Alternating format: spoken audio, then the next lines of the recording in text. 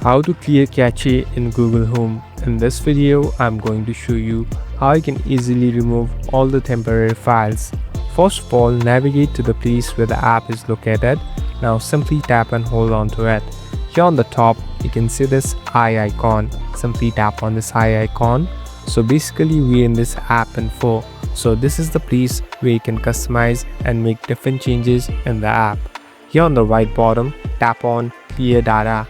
So after tapping on clear data, here there are two different options, clear all data or clear cache. Simply tap on clear cache and hit on OK.